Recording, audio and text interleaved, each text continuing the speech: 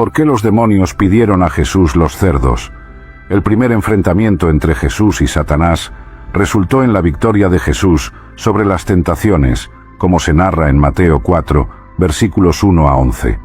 Continúa invadiendo y dominando dos de los principales bastiones de Satanás: el ámbito del mundo espiritual, al ejercer autoridad sobre los demonios, en Mateo 8, versículos 28 a 34, y el dominio de la enfermedad y el pecado, al curar a un paralítico, en Mateo 9, versículos 1 a 8.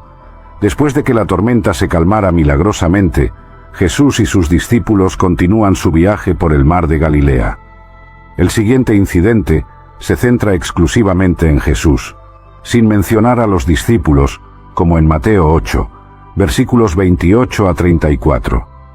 Al llegar al otro lado, en la región de los Gerasenos, Jesús se encuentra con dos hombres poseídos por demonios, que venían de las tumbas. Eran tan violentos que nadie podía pasar por allí. Gritaron: «¿Qué quieres con nosotros, Hijo de Dios? ¿Has venido aquí para torturarnos antes del tiempo designado?». A cierta distancia, una gran manada de cerdos estaba pastando. Los demonios rogaron a Jesús: «Si nos expulsas, envíanos a la manada de cerdos». Él les dijo: «Vayan». Salieron, entraron en los cerdos, y toda la manada se precipitó cuesta abajo hacia el lago, y murió en las aguas. Los que cuidaban de los cerdos huyeron, fueron a la ciudad y contaron todo, incluyendo sobre los hombres endemoniados. Entonces toda la ciudad fue al encuentro de Jesús, y al verlo, le pidieron que se retirara de su región. Mateo dirige aún más nuestra atención hacia Jesús, para responder a la pregunta exasperada: ¿qué tipo de hombre es este? El grupo llega a la otra orilla, en la región de los Gerasenos. Jesús ahora está en la Decápolis, un territorio predominantemente gentil, lo que explica la presencia de cerdos, un animal considerado impuro por los judíos, según Levítico 11, versículo 7. En Deuteronomio 14, versículo 8, también se afirma que el cerdo es impuro, ya que aunque tiene la pezuña dividida, no rumia. El término gadarenos se refiere tanto al pueblo de Gadara, situado a unas 5 millas al sureste del mar de Galilea, como a la región circundante, que probablemente incluía el pequeño pueblo de Garasa, actualmente Kersa o Kersi, ubicado en la orilla oriental del mar de Galilea y tradicionalmente considerado el lugar del exorcismo. Cuando Jesús llega a la región de los Gadarenos, dos hombres poseídos por demonios, que venían de las tumbas, lo encuentran, como se relata en Marcos 5, versículos 1 a 20, y Lucas 8, versículos 26 a 39, que solo registran a un hombre endemoniado. En Marcos 5, versículos 1 a 20, llegan a la otra orilla del mar, en la región de los Gerasenos, y un hombre poseído por un espíritu impuro encuentra a Jesús saliendo de las tumbas. Este hombre vivía en las tumbas, y nadie podía someterlo, ni siquiera con cadenas. Había sido frecuentemente encadenado por los pies y maniatado, pero rompía las cadenas y despedazaba las esposas. Nadie tenía suficiente fuerza para dominarlo. Noche y día, entre las tumbas y en las montañas, gritaba y se autolesionaba con piedras. Viendo a Jesús de lejos, corrió y se postró ante él gritando: «¿Qué quieres conmigo, Jesús, Hijo del Dios Altísimo? Te ruego por Dios que no me atormentes». Pues Jesús estaba ordenando: «Espíritu impuro, sal de este hombre». Jesús le preguntó: «¿Cuál es tu nombre?». Él respondió: «Mi nombre es Legión, porque somos muchos», y rogó insistentemente para que no los mandara salir de esa región. Había una gran manada de cerdos pastando en la ladera, y los demonios pidieron a Jesús: «Envíanos a los cerdos, para que entremos en ellos». Jesús les dio permiso, y los espíritus impuros salieron y entraron en los cerdos. La manada, de aproximadamente 2000 cerdos, bajó la ladera a toda velocidad hacia el mar y se ahogó. Los cuidadores de los cerdos huyeron y contaron lo sucedido en la ciudad y en el campo. La gente fue a ver lo que había ocurrido. Vieron al hombre que había estado poseído por la legión de demonios sentado, vestido y en su sano juicio, y se asustaron. Aquellos que lo vieron todo contaron a los demás lo que había sucedido con el hombre endemoniado y con los cerdos, y comenzaron a pedir a Jesús que se alejara de su región. Cuando Jesús entró en la barca, el hombre que había estado poseído por los demonios le rogó que se quedara con él. Pero Jesús no lo permitió, diciéndole: «Ve a casa, a tu familia, y cuenta cuánto ha hecho el Señor por ti y cómo tuvo misericordia de ti». El hombre partió y comenzó a proclamar en la Decápolis cuánto había hecho Jesús por él, y todos se maravillaron. Grandes multitudes de Galilea, de la Decápolis, de Jerusalén, de Judea y de la región más allá del Jordán seguían a Jesús. La situación era peligrosa, pues los dos hombres eran tan violentos que nadie podía pasar por allí. Eran conocidos y temidos por el público en general. Los demonios, al igual que Satanás, reconocieron rápidamente el estatus de Jesús como Hijo de Dios, como se narra en Mateo 4, versículos 3 a 6. Este es un título que los discípulos eventualmente usarán cuando desarrollen una mejor comprensión de su singularidad, como aquel a quien el Padre reveló ser su Hijo amado, según Mateo 16, versículo 16, Mateo 14, versículo 33, Mateo 3, versículo 17, y Mateo 17, versículo 5. Pero, viniendo de los demonios, el uso del título anuncia su reconocimiento de que otro bastión de Satanás, el mundo espiritual, está siendo invadido y dominado. Los demonios contrastan con los discípulos en el versículo 27, pues saben quién es Jesús. Sin embargo, a pesar de este entendimiento, siguen siendo demonios. Conocer a Jesús, pero odiarlo, es demoníaco. La pregunta que los demonios le hacen a Jesús puede ser tanto dura como gentil, dependiendo del contexto. En Marcos 1, versículo 24, se presenta de manera odiosa y con miedo. El título Hijo de Dios probablemente debe entenderse en su sentido más rico. Los demonios reconocen a Jesús no solo en términos de su poder, sino también de su persona. Él era el Mesías, el Hijo de Dios. La segunda pregunta indica que las huestes demoníacas serán torturadas y rechazadas eternamente, como en Judas 6. Al hacer la pregunta, reconocen que Jesús es aquel que realizará ese deber judicial en el tiempo designado, confirmando así el significado completo de Hijo de Dios. El hecho de que Jesús esté limitando la actividad de ellos antes del tiempo definido indica que la expulsión de demonios por Jesús era una señal de que el reino se estaba acercando. Estos demonios parecen estar bien conscientes de un tiempo predeterminado para el juicio de las tropas de Satanás. «¿Qué quieres con nosotros, Hijo de Dios?», gritan. «¿Has venido aquí para torturarnos antes de la hora?». Esto preanuncia la llegada del reino, así como la invasión y conquista de los bastiones de Satanás, a pesar del hecho de que la hora del juicio final espera el retorno de Jesús en gloria, como en Mateo 4, versículo 17, y Mateo 12, versículos 28 a 34. Los demonios ruegan a Jesús que acepte su propuesta, lo cual él hace. Después de recibir permiso de Jesús, los demonios abandonan a los hombres y entran en la manada de cerdos.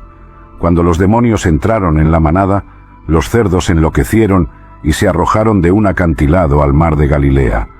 Irónicamente, el intento de los demonios de evitar el castigo eterno llevó a la destrucción de sus huéspedes terrenales.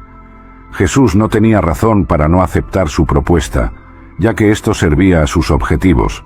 Primero, resultó en la liberación de los hombres de los demonios. Segundo, los cerdos eran criaturas impuras según la tradición judía, por lo tanto, un emblema adecuado y un refugio seguro para los demonios. Tercero, aceptar la propuesta de ellos no alteraba el destino final de los demonios en el día del juicio. Por lo tanto, Jesús aceptó su propuesta, ya que los demonios estaban, esencialmente, haciendo el trabajo de Jesús por él. Más importante aún, Jesús no estaba cometiendo pecado al aceptar la sugerencia de los demonios. Por otro lado, el encuentro de Jesús con Satanás en el desierto fue completamente diferente. Si Jesús cediera a las peticiones de Satanás, sería llevado a la desobediencia.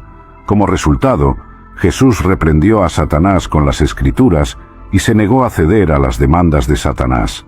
Esta es la principal distinción entre los dos casos.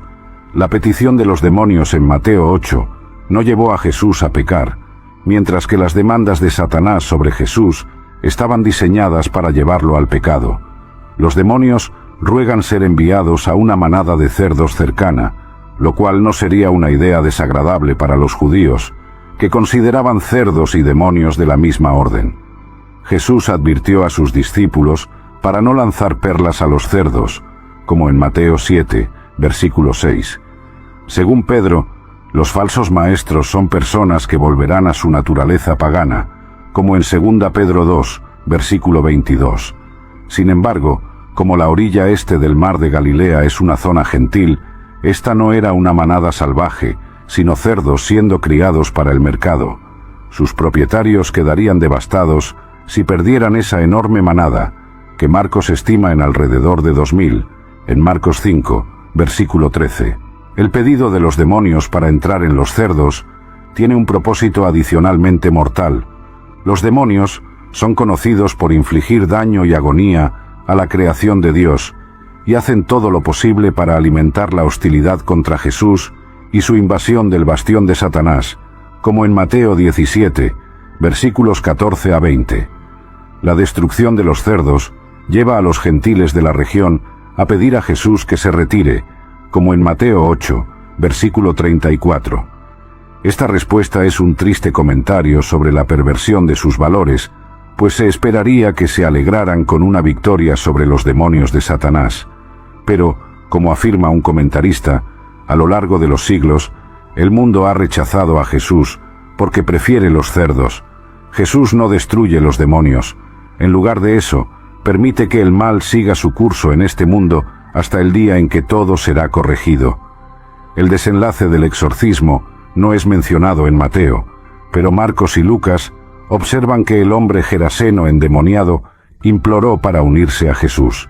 Sin embargo, Jesús lo instruye a volver a casa y contar a su familia y amigos cuánto Dios hizo por él, como en Lucas 8, versículos 38 a 39, y Marcos 5, versículos 18 a 19. Al ver a los discípulos con Jesús, el ex endemoniado desea ser como ellos, pero Jesús lo envía de regreso a su país natal para testificar. En cierto sentido, los 12 serían pescadores de hombres, pero, entre su propio pueblo, ese gentil, ahora seguidor de Jesús, sería un pescador de hombres.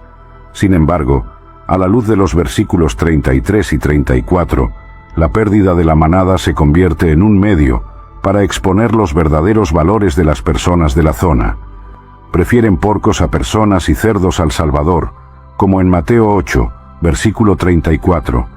Este versículo revela el carácter pecaminoso de la humanidad. Jesús acaba de expulsar demonios de 2 hombres y enviar los espíritus malignos a una manada de cerdos, que se precipitó en dirección a un precipicio y dentro del mar, donde se ahogaron. Cuando los pastores contaron lo que sucedió a los individuos de la ciudad cercana, toda la comunidad se enfureció con el Salvador. ¿Cuál era el principal problema de ellos? Era la posible caída en la economía y la pérdida de negocios. Estaban más preocupados por su bienestar económico que por su salud espiritual. Cuando vieron a Jesús acercándose a la ciudad, le pidieron que se retirara. Desafortunadamente, somos culpables del mismo error. Nos acostumbramos a vivir con el pecado y no queremos pensar en Dios eliminándolo, especialmente si eso significa la pérdida de placeres percibidos o ingresos. Pero aferrarse al pecado es una de las cosas más tóxicas que podemos hacer. El final de esta historia es significativo en su significado total.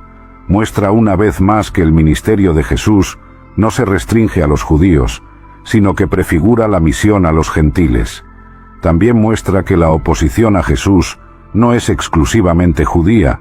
En ese sentido, confirma que los opositores en Mateo no son elegidos en función de la raza, sino de acuerdo con su respuesta a Jesús.